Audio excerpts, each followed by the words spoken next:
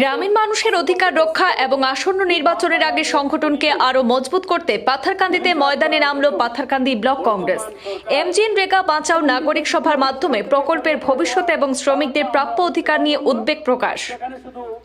বরুঙ্গাচিপির অন্তর্গত পয়লামুলিতে অনুষ্ঠিত এই সভায় কংগ্রেস নেতৃত্বের অভিযোগ, প্রশাসনিক নানা সিদ্ধান্তের ফলে এমজিএনরেগা প্রকল্পের কার্যকারিতা কমছে। দীর্ঘদিন ধরে মজুরি বকেয়া থাকা এবং প্রকল্পের নাম পরিবর্তনের প্রভাব গ্রামীণ অর্থনীতিতে পড়ছে বলেও তারা দাবি করেছেন। কংগ্রেস নেতৃত্ব এদিন স্পষ্ট জানান, এই বিষয় নিয়ে আন্দোলনের পথ অব্যাহত থাকবে। আজকের নাগরিক সভার পর ব্লক কংগ্রেস কমিটির উদ্যোগে দলীয় কার্যকরী সভা অনুষ্ঠিত হয়। আসন্ন আসাম বিধানসভা নির্বাচনের প্রস্তুতি, বুথ স্তরে সংগঠন শক্তিশালী করা এবং সাধারণ মানুষের কাছে কংগ্রেসের বিকল্প ভাবনা পৌঁছে দেওয়ার উপর জোর দেওয়া হয়েছে।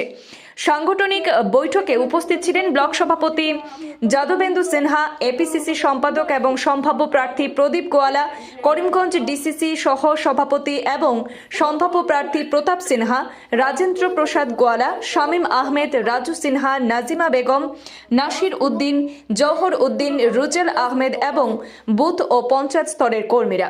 সভা শেষে সাংবাদিক সম্মেলন করে তারা বিস্তারিত জানিয়েছেন।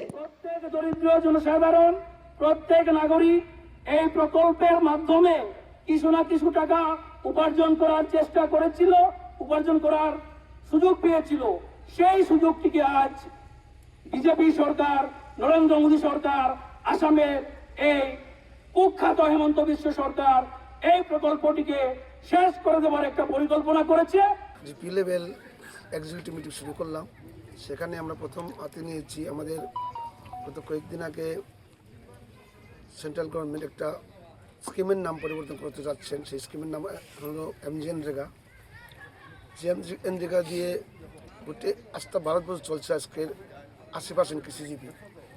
আমাদের উদ্দেশ্য ছিল সেই স্কিম বানাতে একটাই, যে ভারতের মানুষ যেহেতু 80% কৃষিজীবী, 6 মাস ক্ষেত করে এবং 6 মাস বসে থাকে, সেই উদ্দেশ্যে 6 মাস বসে না থাকার উদ্দেশ্যে সেই সময়কে আমাদের কংগ্রেস সরকারের প্রধানমন্ত্রী ডক্টর মনমোহন সিংহ এমজিএনরেগা নাম দিয়ে যে স্কিম করেছিলেন, সেই নামটা পরিবর্তন করতে চলেছে। বিজেপি সরকার নতুন নাম দিয়েছে রামজি রাম বলে।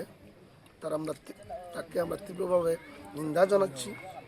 কারণ আমরা যখন স্কিমের নাম দিয়েছি এমজিএনরেগা, আমাদের রাষ্ট্রপিতার নাম দিয়ে করেছিলাম, Mahatma Gandhi national employment rural act. ওনারা আমাদের রাষ্ট্রপিতাকে মানছে না, এটা স্পষ্ট। আমরা আজকে ভারতের মানুষ দুঃখিত।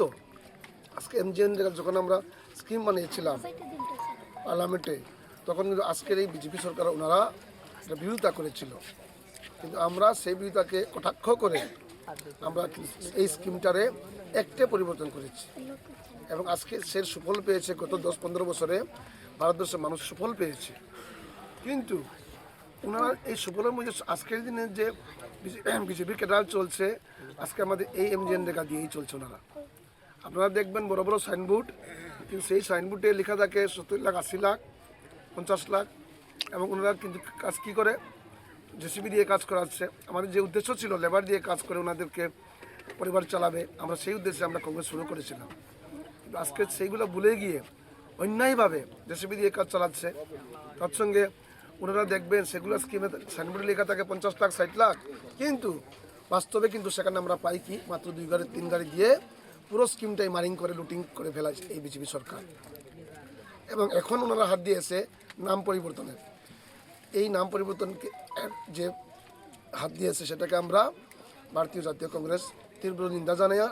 এবং আমাদের নির্দেশ এসেছে আমাদের প্রদেশ কংগ্রেস থেকে, যেখানে আমাদের জিপি লেভেল মিটিং হবে, যেখানে আমাদের স্টেট লেভেল মিটিং হবে, এমজিএনরেগা নিয়ে প্রতিবাদী কার্যসূচি করতে এবং প্রতিবাদী মিটিং করতে আমরা আজকের এই জিপি লেভেল বরুঙ্গা জিপি লেভেল ওয়ার্কার মিটে আমরা এই কার্যসূচি রেখেছি।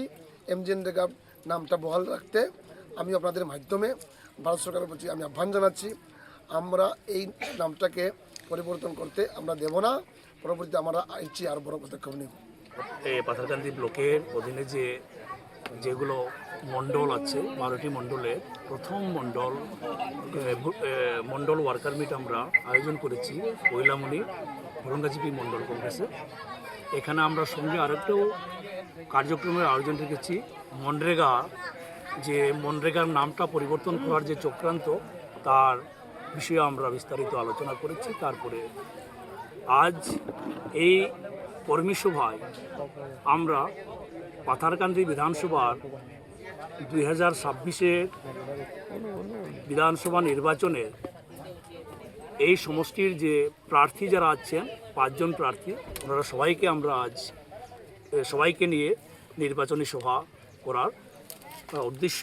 যদিও আরও 3 জন লোক আসতে পারেনি প্রার্থী, টিকিট প্রত্যাশী, ওনারা কথা দিয়েছেন ওনারা অচিরে এসে পৌঁছবে। বর্তমানে পাথারকান্দিতে যে অন্যায়, অবিচার, অশান্তি, বিশৃঙ্খলার যে পরিবেশ, করাপশন, সেই পরিবেশ থেকে, সেই সব করাপশন থেকে পাথারকান্দির জনসাধারণ মুক্তি পেতে চায়। তাই আমরা প্রতিটি বুথে বুথে, প্রতিটি মণ্ডলে মণ্ডলে গিয়ে আমরা এইসব জনসাধারণের সঙ্গে সরাসরি আমরা যোগাযোগ স্থাপন করছি। পাথারকান্দির জনসাধারণ এবার পরিবর্তন চায়। পাথারকান্দি ব্লক এবং লোয়েরপা ব্লক উভয় ব্লকে আজ আমরা প্রতিজ্ঞাবদ্ধ। পাথারকান্দিতে যে বা যারা যে লোক আমাদের কংগ্রেসের টিকিট নিয়ে আসবে, আমরা সবাই ওই ব্যক্তিকে, ওই প্রার্থীকে আমরা বিপুল ভোটে আমরা জয়যুক্ত করাবো, এই প্রতিশ্রুতি আমরা দিয়েছি জনসাধারণের কাছে। পাথারকান্দির জনসাধারণ এই কমিশনবাজের রাজনীতি থেকে মুক্তি পেতে চায়, অশান্তির রাজনীতি থেকে মুক্তি পেতে চায়, এই বহিরাগতদের যে অত্যাচার তার থেকে মুক্তি পেতে চায়। তাই এবার পাথারকান্দিতে নিশ্চয়ই কংগ্রেসের জয় হবে, কংগ্রেস প্রার্থীর জয় হবে, তা সুনিশ্চিত।